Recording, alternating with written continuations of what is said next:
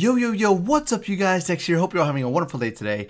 If you've gotten to check out my commentary or my vlog from Call of Duty Champs, you now know that I got to do something pretty cool while I was out there. So thanks to Activision for flying me out. Thanks for paying for my hotel so I could experience this incredible event. While I was out there, I got to play a little bit of Call of Duty World War II.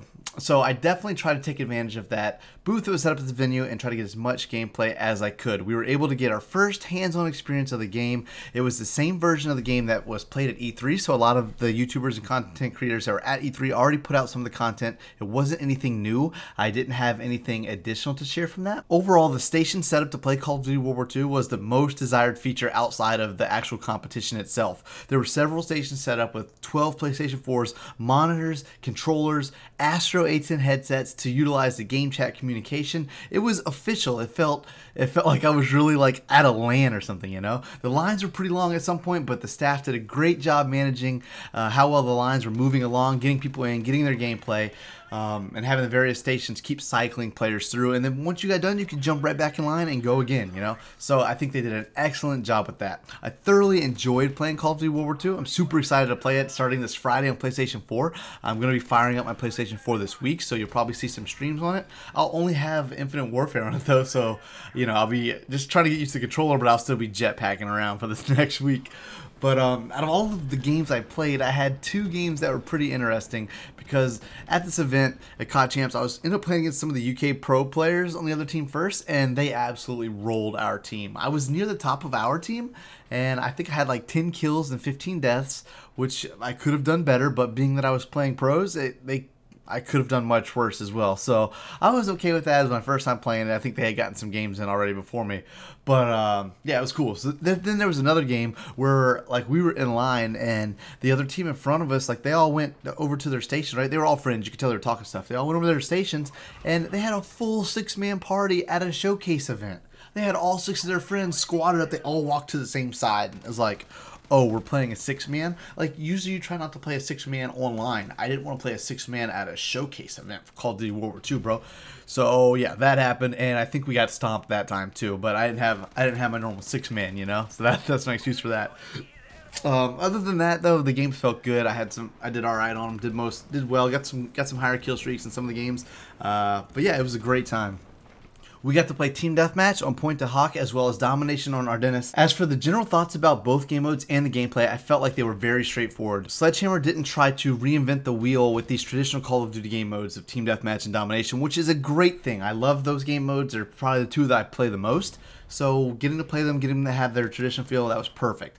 The first thing I want to touch on are the in-game sounds. It sounds so realistic. Everything from the gunfire, reloading animations, when players are taking damage, they're making sounds. They're like, oh, grunting and stuff. The grenades sound beefy, the planes flying over. Literally everything sounds so real. And part of that may be due to the fact that we've had some futuristic stuff for so long, and now that we're going back to realistic time frame, it seems authentic. We have something to base the sounds off of. We've heard these sounds in movies and different kind of, documentaries and all that stuff. You've heard what the gunfire sounds like. So I think it sounds so authentic, it sounds real, and I love that. Team Deathmatch on Point to Hawk.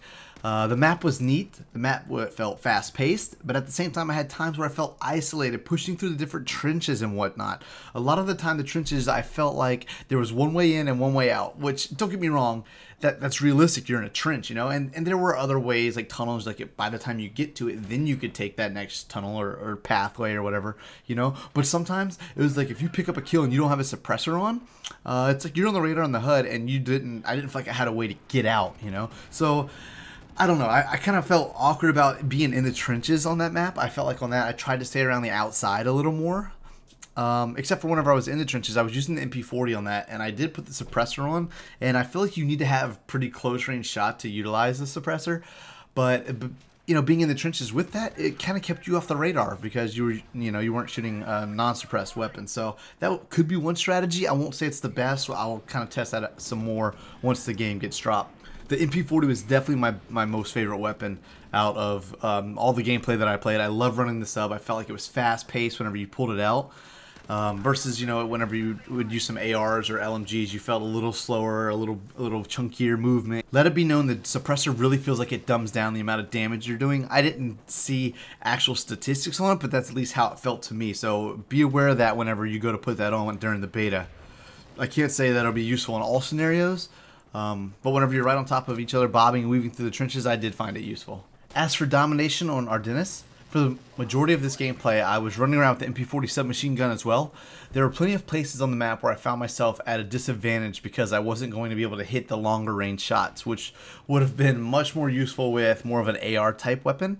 I had to play most of the map to my class setup, so I found that myself pushing for the objectives a lot, especially working my way around the B flag where there was some more close quarters engagement.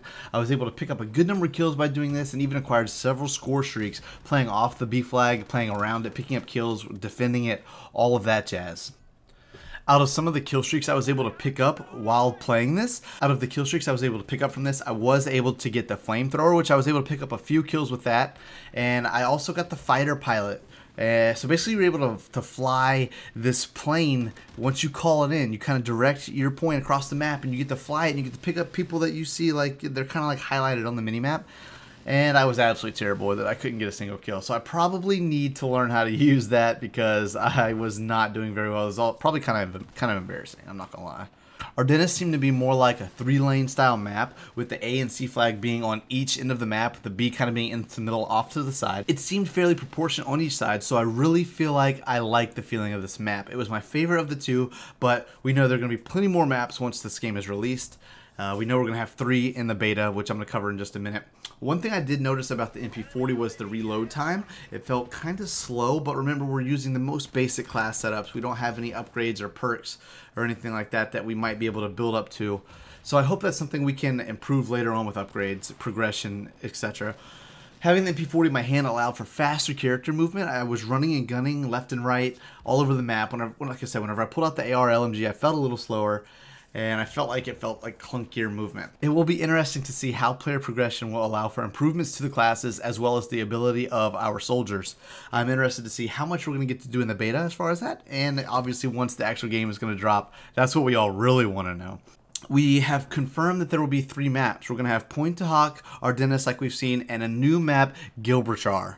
War mode is going to be available, Operation Breakout. As for game modes, we've already seen Team Deathmatch and Domination, but we're also going to be able to play Hardpoint. All 5 divisions are going to be available in the beta. You're going to be able to play as Infantry, Expeditionary, Airborne, Armored, and the Mountain Division. We're going to begin at Soldier Rank 1 and rank up through a limited progression to unlock weapons, score streaks, equipment, and basic training skills. So that might be some of the things that, like I said, we wanted to see what our soldiers would feel like once we get a little bit of progression underneath our belt. Headquarters is not going to be available. They're still testing matchmaking to try to make the social experience the best it can be once the game drops, so it's not going to be active in the beta. I'm kind of bummed about that. I really wanted to see what the headquarters was going to be like.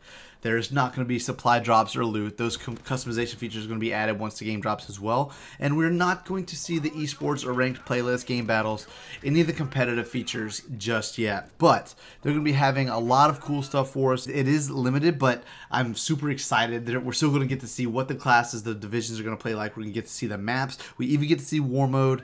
So I'm super pumped for the beta, you guys. Add me on PS4. I'm going to be playing it. I'm going to be recording it. We're going to have content dropping. So I hope you guys are as pumped as I am. I'm mad excited. I hope you enjoyed my thoughts and experiences around World War II. It's kind of basic, but like I said, I didn't get a ton of game time. But I'm still pumped. It felt good. It felt nice. So I give it 2 thumbs up. Be sure to like and subscribe for all Call of Duty World War II content. We're going to have videos. We're going to have uploads. It's all coming, you guys. I'll catch you soon. Peace.